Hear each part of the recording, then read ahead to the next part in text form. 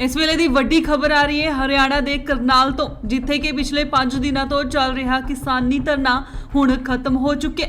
जी हाँ, तुहानू दस दईए कि किसानों ने प्रशासन नाल सहमति बनन तो बाद खुशी इस धरने नू खत्म कर दिता है। दस दईए कि किसानों वालों एसडीएम खिलाफ मामला दर्ज करने की मंग की जा रही सी, जिस तो बाद हुण सरकार वालों एसडीएम सिन्हा नू छुट्टी ते भेजा जाएगा। किसानों को भरोसा दिवाया गया है कि लाठीचार्ज की न्यायिक जांच होगी ते उस समय दे एसडीएम आयुष सिन्हा छुट्टी ते रहणगे।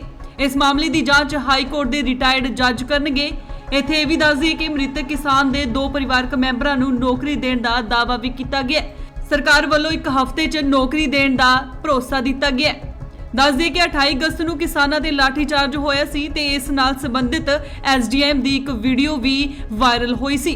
किसानों वालों 7 सितंबर को सकत्रेत दे बाहर धरना लाया सी, जिस तो बाद हुण किसानों की प्रशासन के नाल सहमति होने तो बाद धरना खत्म हो गया। इस सारे प्रकरण में हरियाणा सरकार 28 अगस्त 2021 को बस्ताड़ा टोल पर हुए घटनाक्रम की न्यायिक जांच करवाएगी और यह जांच हाई कोर्ट के रिटायर्ड जज से करवाई जाएगी एवं जांच यथासंभव 1 माह में पूर्ण होगी।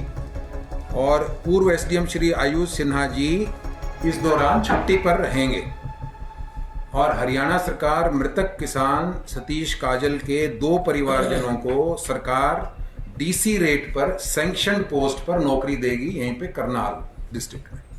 तो ये मोटे तौर पे हमारा समझौता हुआ है और इस पर दोनों पक्षों की पूर्ण रूप से सहमति है और बड़े सौहार्दपूर्ण वातावरण में ये समझौता हुआ है। ये मैं आपके सामने आज बताना चाहता हूँ। कल अपने वकीलों की मीटिंग की थी, हमारे वकील साहिबान हमारे साथ में हैं, तो उन्होंने एक राय दी थी कि अगर प्रशासन पर्चा दर्ज करता है तो उसकी जांच भी थानेदार ही करेगा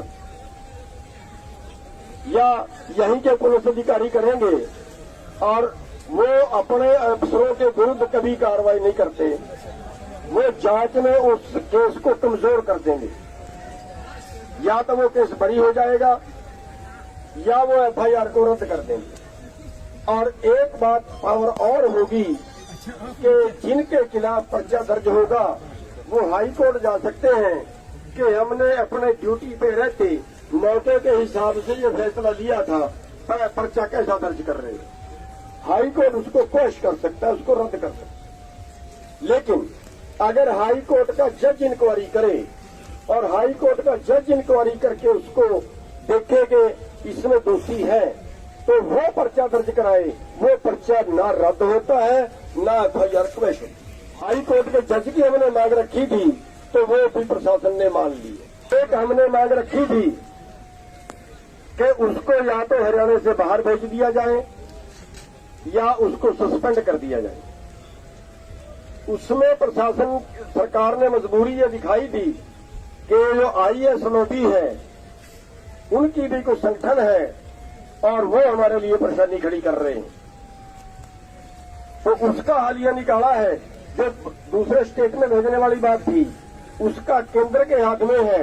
उन्होंने कहा हम चिट्ठी तो लिख देंगे, लेकिन चिट्ठी लिख के दूसरे स्टेट में भेजना ये 15 दिन की प्रक्रिया होगी कम से कम। तो उसका हालिया निकाला है कि उसको जबरन छुट्टी, अपने मर्जी से नहीं, जबरन छुट्टी, ये कलंक होता है उनके ऊपर। क्या क्या बातें हुई आदरणीय किसान साथियों, जो करनाल के अंदर हमारा धरना चला हुआ था, हमारी उसमें मुख्य तौर पे 3 मांगे थी। एक थी जो हमारा सुशील काजल भाई शहीद हुआ है उसको 25 लाख रुपये मुआवजा मिले और परिवार में 1 नौकरी मिली। दूसरी हमारी मांग थी कि जो घायल है उनको 2-2 लाख रुपये मुआवजा मिले, जो गाड़ियां तोड़ी गई है उनको मुआवजा मिले। तीसरी हमारी मांग थी कि एसडीएम के ऊपर कार्रवाई हो, एसएचओ के ऊपर कार्रवाई हो या पुलिस वालों के ऊपर जो भी जिन्होंने सीधी लाठियां मारी उनके ऊपर कार्रवाई हो। मैं तीनों को बताता हूं। पहले जो हमारी कंपनसेशन की परिवार जो गुजरा उसका जो मुआवजा मांगा वो हमें पूरा मिला और एक की जगह 2 नौकरी हमने मिली, क्योंकि हमने पहले कहा था कि अगर आप लंबा चलाओगे तो मांग बढ़ जाएगी। दूसरी हमारी घायलों का मुआवजा पूरा हमें मिला, गाड़ियां जो टूटी हैं उसका मुआवजा पूरा मिला। तीसरी हमारी बात है एसडीएम और एसएचओ की, उनके ऊपर हमने बात करी थी एफआईआर दर्ज करो या इसको सस्पेंड करो, मगर वकील साथी हमने राय ली, करनाल के बहुत से वकील थे, उनसे राय ली। उन्होंने कहने लगे अगर FIR आप दर्ज करवाओगे तो इसके ऊपर हाईकोर्ट सटे लगा देगा, क्यों नहीं आप जुडिशियल इंक्वायरी मांगो। तो जुडिशियल इंक्वायरी में रिटायर्ड जज इंक्वायरी करेगा और फ्रेश क्या नाम है FIR दर्ज होगी। पहले जो FIR दर्ज थी वो कह रहे थे इसी के अंदर इंक्वायरी हो जाएगी, नहीं, फ्रेश FIR दर्ज होगी जांच के आधार पर। और जब तक जांच पूरी नहीं होती, 1 महीने का समय के अंदर ये सारा कुछ होना है, और जब तक ये इंक्वायरी पूरी नहीं होती तब तक जबरन छुट्टी पर भेज दिया जाएगा SDM। यानी हम 100% की बजाय और भी 2-4% अगर ज्यादा लगाएं, आप पूरी तरह जीता है किसान। इसलिए सभी किसान साथियों का धन्यवाद और संयुक्त मोर्चा के सभी नेताओं का भी धन्यवाद।